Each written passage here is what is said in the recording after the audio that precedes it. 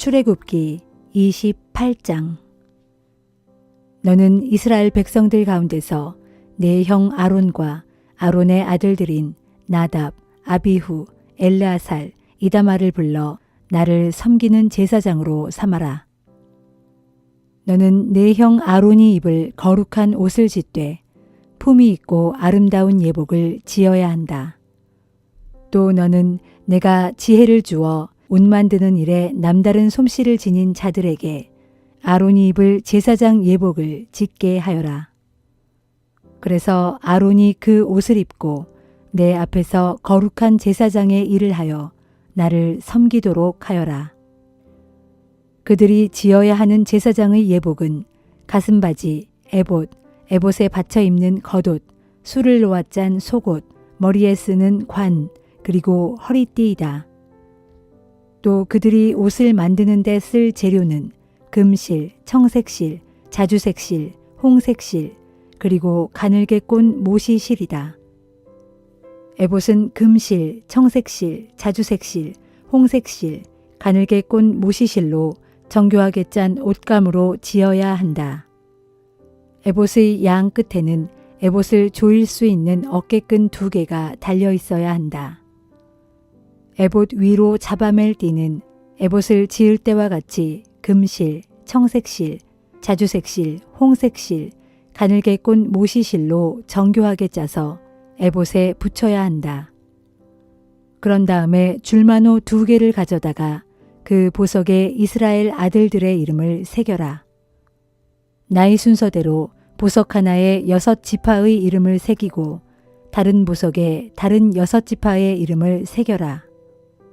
보석을 새기는 자가 인장을 새기듯 너는 이스라엘 아들들의 이름을 그 2 보석에 새긴 후에 그 보석들을 금태에 박아라. 이 2 보석을 박은 금태를 에봇의 2 어깨끈 위에 달아라. 그 2 보석은 이스라엘 백성의 기념물이다. 이렇게 아론은 주 앞에서 그들의 이름을 양 어깨에 달고 다니며 기념해야 한다. 또 금으로 고리들을 만들고 순금으로 된 사슬을 노끈 꼬드꼬와 2줄로 만들어 그 고리들에 달아매라. 너는 판결을 내리는 데 쓸 가슴바지를 짜라. 에봇을 짜는 방식대로 금실, 청색실, 자주색실, 홍색실, 가늘게 꼰 모시실로 무늬를 놓아가며 짜야 한다. 2 겹으로 네모나게 가슴바지를 만들어야 하는데 길이와 너비가 각각 1뼘이 되게 하여라. 그리고 보석 12개를 4줄로 가슴바지에 끼워 박아라. 첫째 줄에는 홍옥수와 황옥과 취옥을, 둘째 줄에는 홍옥과 청옥과 백수정을, 셋째 줄은 풍신자석과 마노와 자수정을, 넷째 줄에는 감남석과 줄마노와 벽옥을 박아야 한다. 또 이 보석들은 모두 금태에 끼워 박아 넣어야 한다. 보석이 12개인 까닭은 이스라엘의 아들들이 12명이기 때문이다. 보석마다 이스라엘 12지파의 이름들을 하나씩 인장처럼 새겨 넣어라. 순금으로 꼬아 만든 사슬을 가슴바지 위에 붙이고 금고리 2개를 만들어 가슴바지 양쪽 끝에 달아라. 또 순금으로 모아 만든 2 사슬을 가슴바지 양쪽 끝에 붙인 2 금고리에 매고 그 2 순금 사슬의 다른 쪽 2 끝은 에봇의 어깨끈 앞쪽에 매도록 하라. 금고리 2개를 만들어 가슴바지의 양쪽 끝, 곧 에봇의 양 옆구리 안깃에 달아라. 금고리 2개를 또 만들어 에봇의 어깨끈 양쪽 앞자락 가장자리에 가까운 에봇띠 조금 위쪽에 달아라. 청색실로 꼰 줄을 가슴바지의 고리들과 에봇의 고리들에 꿰어 가슴바지가 에봇띠보다 조금 위쪽에 자리 잡아 에봇에서 떨어지지 않도록 하여라. 아론이 성소에 들어갈 때는 이스라엘 12 아들들의 이름이 기록되어 있는 판결 가슴바지를 가슴에 달고 들어가야 한다. 아론이 성소에 들어갈 때마다 나 주가 그것을 보고 이스라엘의 12지파를 영원히 잊지 않을 것이다. 판결 가슴바지 속에는 우림과 둠밈을 항상 넣어두어라. 그래서 아론이 주 앞으로 들어갈 때마다 우림과 둠밈이 항상 가슴 위에 있게 하라. 주 앞에서 이스라엘 백성들의 소송 사건 등을 판결할 때 아론이 나의 뜻을 물어볼 수 있도록 이 가슴바지를 항상 가슴 위에 달고 있어야 한다. 너는 에봇에 받쳐 입는 겉옷을 청색 옷감으로 만들어라. 옷감 한가운데에 머리를 집어넣을 수 있도록 구멍을 내고 그 구멍 가장자리를 갑옷기처럼 누벼서 찢어지지 않게 하여라. 청색실, 자주색실, 홍색실을 엮어 석류 모양으로 술을 만들어 그 겉옷 가장자리에 돌아가며 달고 또 금방울을 만들어 그 석류 모양의 술 사이사이에 달아라. 곧 금방울과 석류를 금방울 하나, 석류 하나, 금방울 하나, 석류 하나 식으로 겉옷 가장자리를 빙 돌아가며 달아라. 아론이 주를 섬기러 성소에 들어갈 때나 성소에서 나올 때 항상 이 겉옷을 입어 거기에 달려있는 금방울 소리가 들리게 하여라. 그래야 아론이 죽지 않을 것이다. 너는 순금으로 패를 만들어 그 패 위에 인장 반지를 새기듯 주께 성결이라고 새겨넣고 그 패를 청색실을 꼰 끈으로 관 앞쪽에 붙여라. 아론은 이 성패를 항상 이마에 달도록 하여라. 이스라엘 백성들이 거룩한 예물을 주께 드릴 때 잘못 드리는 죄를 범하게 되면 아론이 그 책임을 져야 한다. 그 패가 항상 아론의 이마에 붙어 있으면 주께서 이스라엘이 드리는 거룩한 예물을 기꺼이 받아주실 것이다. 너는 가는 모시실로 속옷을 짜라. 또 가는 모시실로 관을 만들고 또 술을 놓아 띠를 만들어라. 너는 아론의 아들들이 입을 속옷을 만들고 예복에 맬 허리띠와 머리에 쓸 관도 만들어라. 그래서 그들이 품위 있고 아름답게 보이게 하여라. 이 예복을 내 형 아론과 아론의 아들들에게 입힌 다음 그들에게 기름을 부어 성별한 후에 제사장의 직임을 맡겨라. 그래서 그들이 제사장의 일을 하면서 나를 섬기게 하여라. 또 아론과 그의 아들들이 그들의 맨살을 가릴 수 있도록 가는 모시실로 속바지를 만들되 그 속바지는 허리부터 넓적다리까지 닿게 하여라.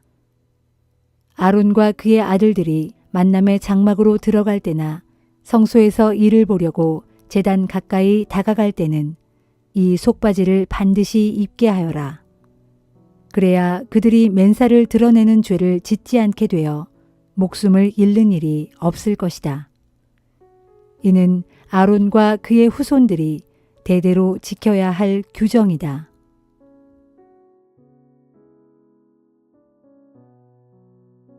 요한복음 7장.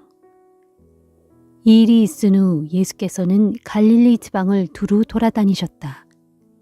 유대인들이 자신을 죽이려고 했기 때문에 예수께서는 일부러 유대 지방을 피하신 것이다. 그런데 유대인들의 축제인 초막절이 다가오자 예수의 동생들이 와서 예수께 말했다. 형님은 이곳을 떠나 유대로 가셔야 합니다.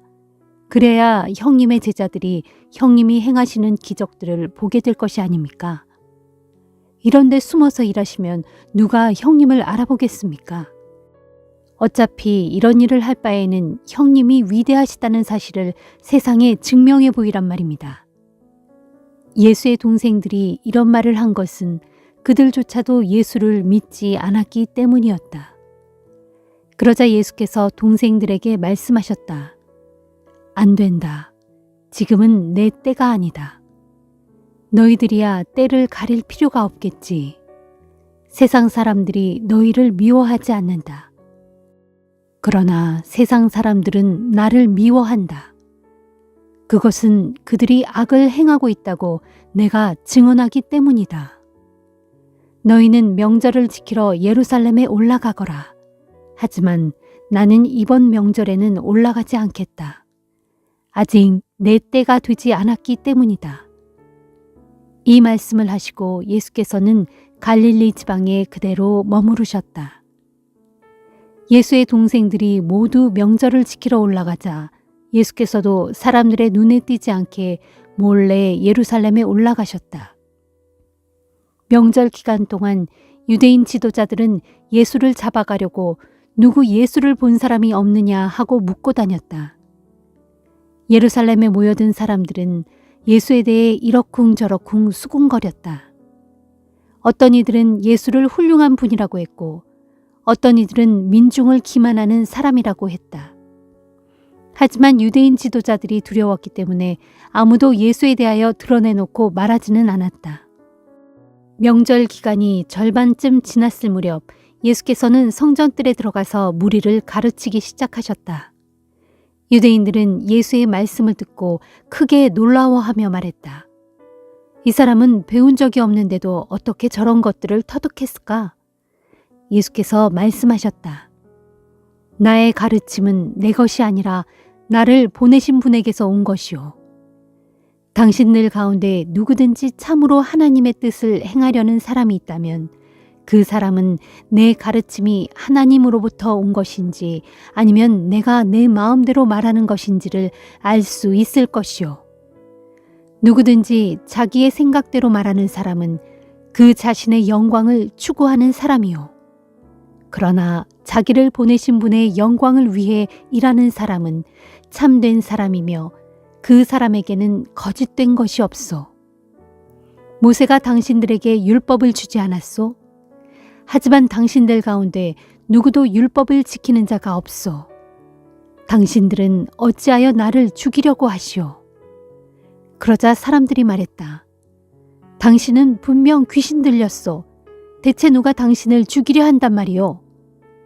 예수께서 말씀하셨다. 당신들은 내가 한 가지 기적만 행해도 모두가 놀라고 있어. 그러나 당신들도 할례에 대한 모세의 율법에 따라 안식일에 할례를 베풀고 있지 않소. 사실 할례에 대한 전통은 모세가 정한 것이 아니라 그 이전의 조상들에게서 비롯된 것이다. 이처럼 당신들의 자녀들이 안식일에 할례를 받는 것이 안식일에 관한 율법을 어기는 것이 아니라면 내가 안식일에 사람의 몸을 고친다고 해서 당신들이 어찌 내게 분개하는 것이오. 겉모양만 보고 판단하지 말고 올바른 표준으로 공정한 판단을 하시오. 그때 몇몇 예루살렘 사람들이 수군거렸다. 유대인 지도자들이 죽이려고 하는 사람이 바로 이 사람이 아닌가?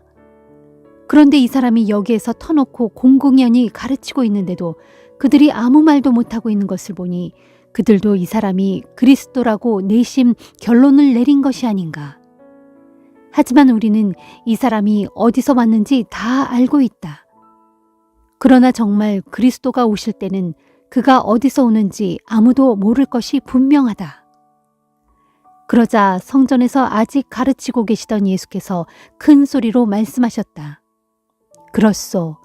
당신들은 내가 어디서 났고 또 어디서 자랐는지 다 알고 있어.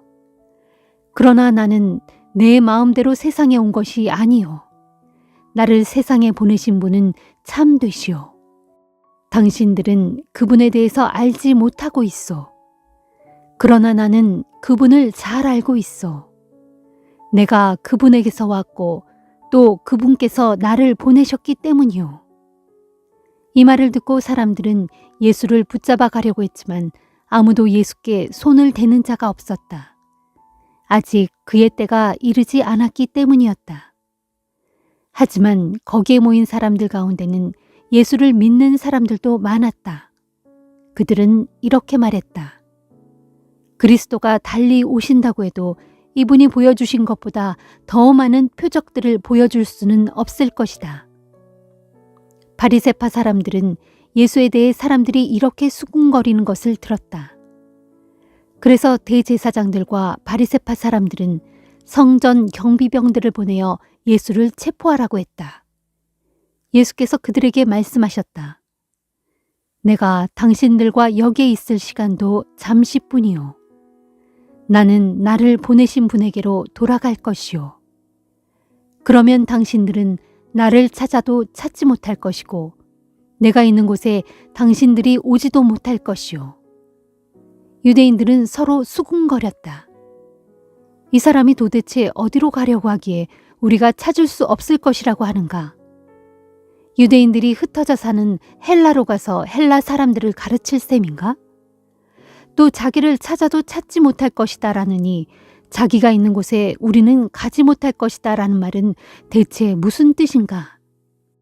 명절의 마지막 날 예수께서 일어나 사람들에게 큰 소리로 말씀하셨다. 누구든지 목마른 사람은 다 내게로 와서 마시십시오. 나를 믿는 사람은 성경에 기록된 말씀대로 그의 안에서 생명수가 강같이 흘러나올 것입니다. 이것은 훗날 예수를 믿는 사람들이 받게 될 성령을 두고 하신 말씀이었다. 하지만 그때는 아직 예수께서 하늘의 영광 가운데로 돌아가시기 전이어서 성령이 사람들에게 임하지 않았다. 이 말씀을 듣고 군중 가운데 더러는 이분은 틀림없이 그 예언자시다 라고 말했다. 그러자 어떤 사람들은 이분이야말로 그리스도시다 라고 했고 또 다른 사람들은 어떻게 갈릴리에서 그리스도가 나올 수 있단 말인가? 성경을 보면 분명 그리스도는 다윗의 혈통을 쫓아 다윗이 살던 베들레헴에서 태어날 것이라고 하지 않았던가 라고 말했다. 이렇게 예수를 두고 사람들의 의견이 여럿으로 갈라졌다. 그리고 그들 중에는 예수를 붙잡아 가려고 하는 사람들도 있었지만 아무도 예수께 손을 대지는 못했다. 성전 경비병들이 맨손으로 그냥 돌아오자 대제사장들과 바리새파 사람들이 호통을 쳤다. 왜 그 자를 잡아오지 않았느냐? 경비병들이 대답했다. 우리는 지금껏 한 번도 그분처럼 말씀하시는 것을 들어본 적이 없습니다. 바리새파 사람들이 어이가 없다는 듯 말했다. 그래서 너희도 넘어가 버렸단 말이냐? 유대인 지도자들이나 우리 바리새파 사람들 중에는 그 자를 믿는 사람이 아무도 없다. 율법이라고는 아무것도 모르는 이 어리석은 군중들은 저주받은 작자들이다. 그때 남몰래 예수를 찾아간 일이 있던 유대인 지도자 니고데모가 그들 중에 섞여 있다가 입을 열었다. 우리 율법으로는 어떤 사람을 판결하기 전에 먼저 그 사람의 말을 들어보거나 그 사람이 행한 일을 알아보도록 되어 있지 않소. 그러자 바리새파 사람들이 빈정거렸다. 당신도 갈릴리 출신이요? 성경을 자세히 살펴보시오. 갈릴리에서 예언자가 나온다는 말이 도대체 어디에 있단 말이오? 그리고 그들은 뿔뿔이 흩어져 각자 자기 집으로 돌아갔다.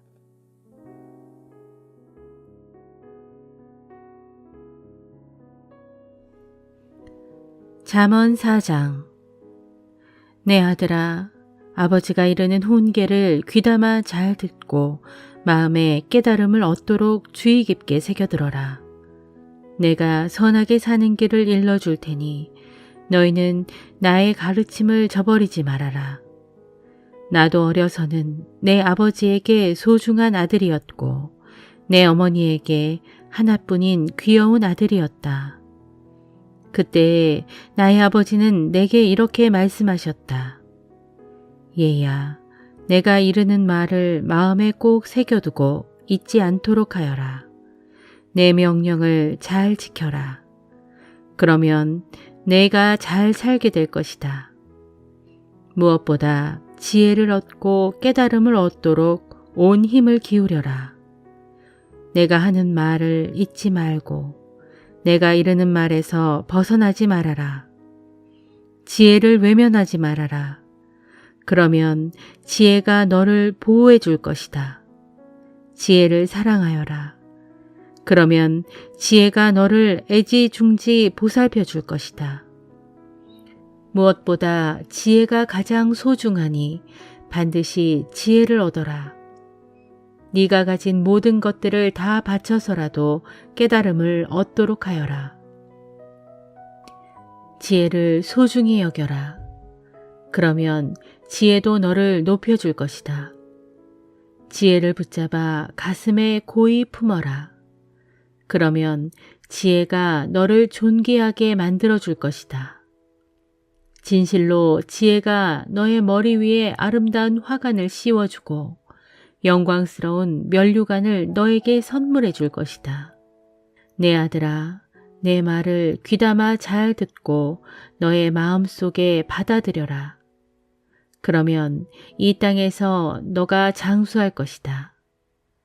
내가 너에게 지혜의 길을 가르쳐 주었고 너를 올바른 길로 이끌어 주었으니 그대로 살아가면 네가 걸을 때에 너의 발걸음에 거칠 것이 하나도 없고 네가 달려갈 때에 넘어지는 일이 전혀 없을 것이다. 내가 너에게 일러주는 교훈을 굳게 붙잡고 하나라도 놓치지 말아라. 그것은 너의 생명이나 마찬가지이므로 단단히 간수하여라. 악한 자들의 길에는 아예 발을 들여놓지 말고 못된 짓을 행하는 자들의 길로 다니지 말아라. 그런 길은 못 본 척 피하고 행여 지나가지도 말며 재빨리 발길을 돌리도록 하여라. 그런 자들은 악을 행하지 않고는 잠을 이루지 못하고 누군가를 해코지하지 않으면 잠을 설치는 자들이다.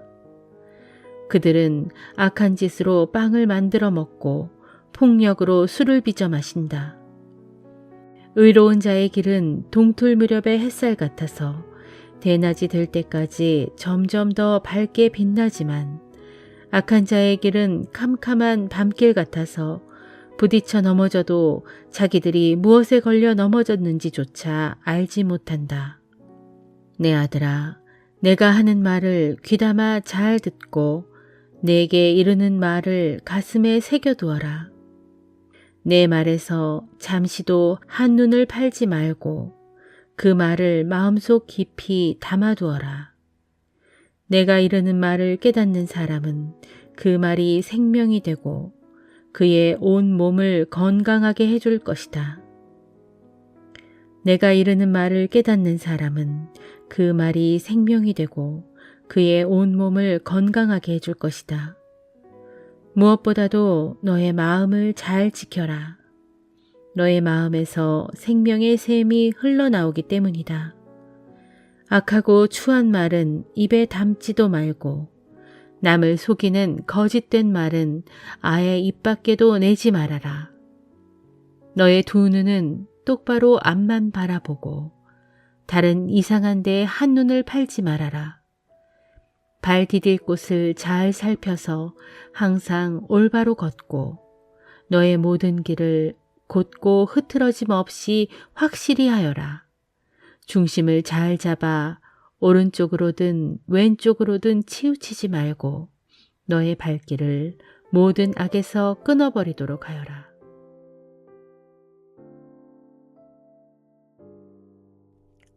갈라디아서 3장. 갈라디아 사람들이여, 왜 그리 어리석은 것입니까? 십자가에 못 박히신 예수 그리스도의 모습이 여러분의 눈앞에 선한데도 도대체 누가 여러분을 미혹했습니까? 여러분에게 한 가지만 묻고 싶습니다. 정녕 여러분은 율법을 지켜서 성령을 받은 것입니까?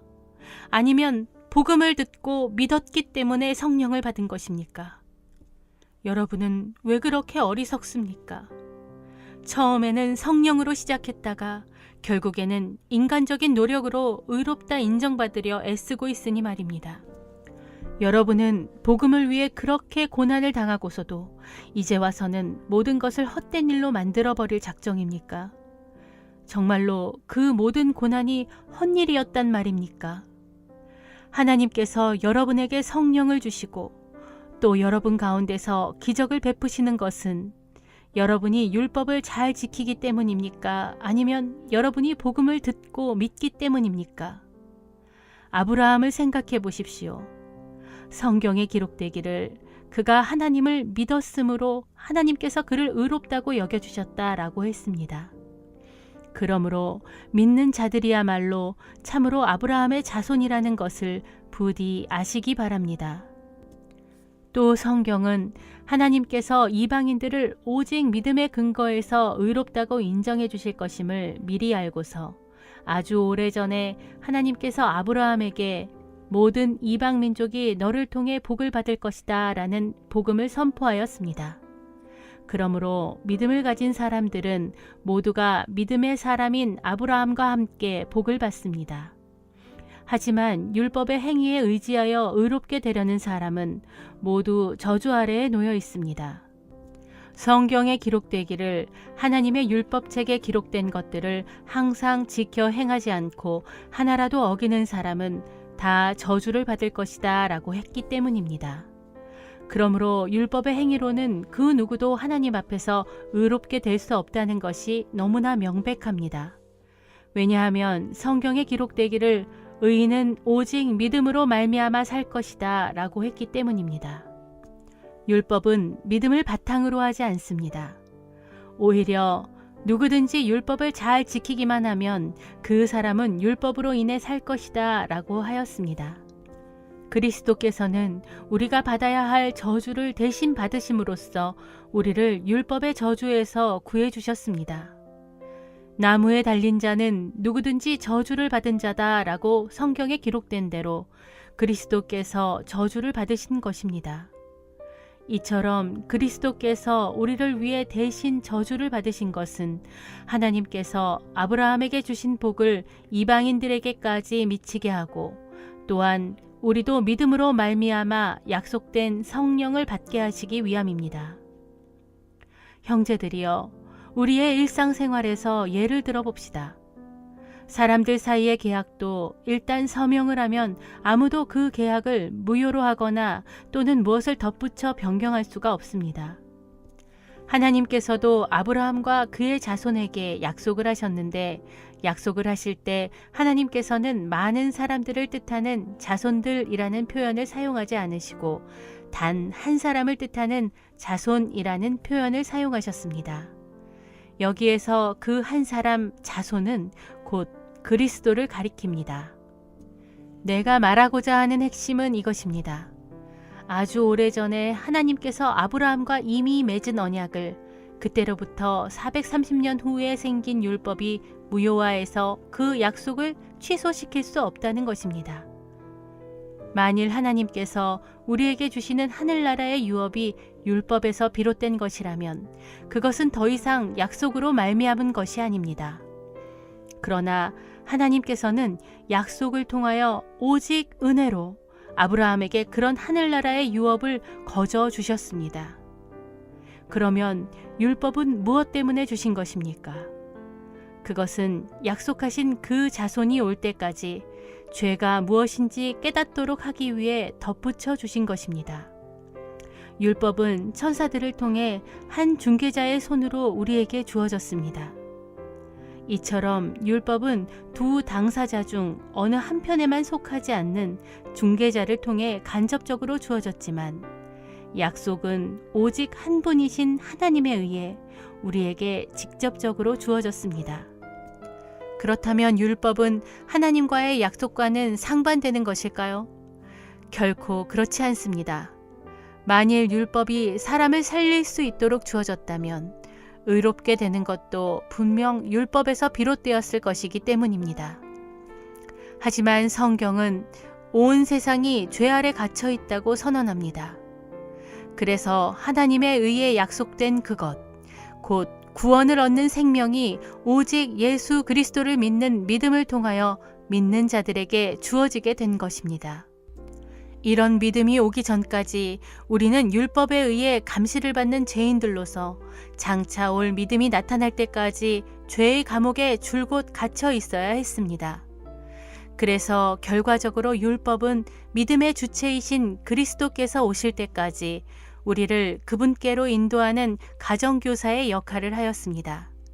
그것은 우리로 하여금 율법으로가 아니라 오직 믿음으로 의롭다함을 인정받게 하기 위해서입니다. 그러나 마침내 그 믿음이 왔으므로 이제는 우리가 더 이상 율법이란 가정교사 아래 있을 필요가 없게 되었습니다. 이제 여러분은 모두 그리스도 예수를 믿음으로써 그분 안에서 하나님의 자녀가 되었습니다. 여러분은 모두 세례를 받고 그리스도와 연합하여 하나가 되었으므로 곧 그리스도로 옷 입은 사람들이기 때문입니다. 이제는 유대인과 헬라인, 종과 자유인, 남자와 여자의 차별이 있을 수 없습니다. 여러분은 모두 그리스도 예수 안에서 하나이기 때문입니다. 여러분이 그리스도께 속한 사람이라면 여러분은 모두 아브라함의 자손이요 또한 하나님의 약속에 따라 하늘나라의 유업을 이어받을 상속자들입니다.